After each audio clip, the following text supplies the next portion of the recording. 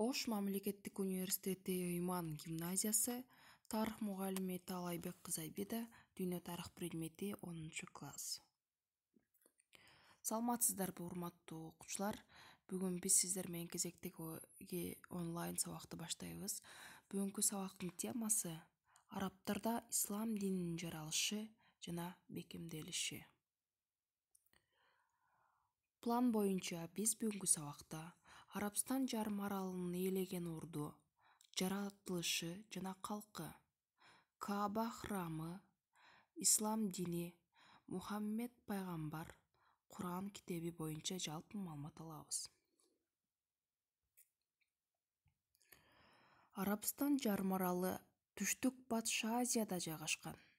Византиянын чыгыш провинцияларын, Сасанилер Иранын жана башка көптөгөн өлкөлөрдү жана элдерди багындырып алган арабтар аймагынын көпчүлүк бөлүгүн чөлдүү келген мына ушул Арабстан жарым аралын жердеген калк.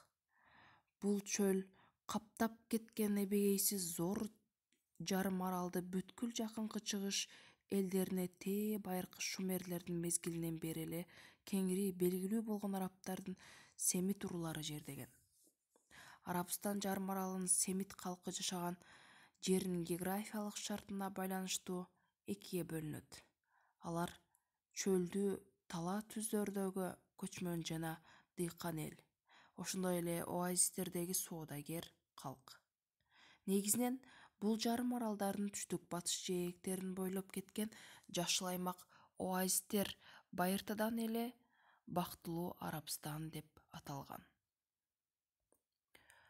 Көчмөн семит урууларын коңшу элдер кийинчерээк бедуиндер деп атай башташкан.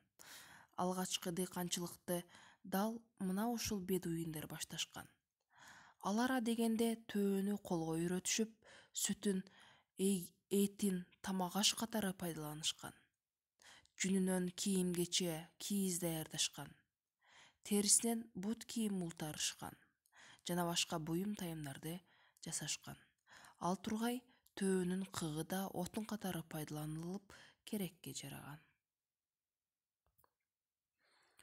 Ал эми Арабстан өлкөсүндө дыйкан жамааттар эмгектенишип, эгин, жүзүм, курма, жыпар жыттуу жана татымал чөптөрдү эгишкен.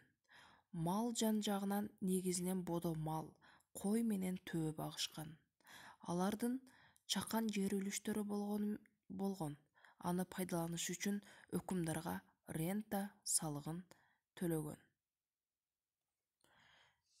Биздин заманга чейин 5-6 кылымдарда Арабстан жарым аралын жердеген калктын басымдуу көпчүлүгү арабтар болгон.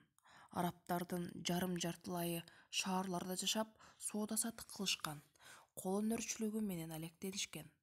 Ал эми калган бөлүгү чөлдүү тала түздөрдө мал багып жан сакташкан көчмөндөр эле. Жарым аралдагы Мекке оазиси, Месопотамия, Сирия, Египет, Эфиопия жана Иудеянын ортосундагы соода жолунун кесилишинен орун алгандыктан 9 жолдун тому болгон Мекке шаары маанилүү соода борборуна айланган. Ошондой эле Мекке шаарында Кааба храмы дагы жайгашкан. Бул храмда асмандан түшкөн ыйык таш бар. Ал ташка адамдар эзелтен бери эле сыйынып келишкен. Бул ыйык таш арабтардын Курейш уруусунун кудайы Аллахтын ташы деп эсептелинген. Ал эми ислам дининин жаралышы боюнча айтсак, негизинен анын негиздөөчүсү Батыш Арабстан диний чордону Мекке шаарынын тургуну болгон Мухаммед саллаллаху алейхи вассалам пайгамбарыбыз болуп эсептелет. Мухаммед пайгамбарыбыз Курейш уруусунун хаким уругунан чыккан кедей жигит болчу. Арийне ал ийгиликке дароо эле жете койгон жок. Мухаммед тестиер кезинде атасынын бир тууган Абу Талиптин малын бакчу. Андан соң бай жесир аял Кадичага кызматчылыкка кирип, анын соода сатык иштерин жүргүзө баштайт.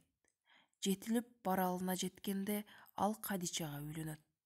жаш курактарындагы ажырымга карабастан алардын нике кайыбы орундуу болгон.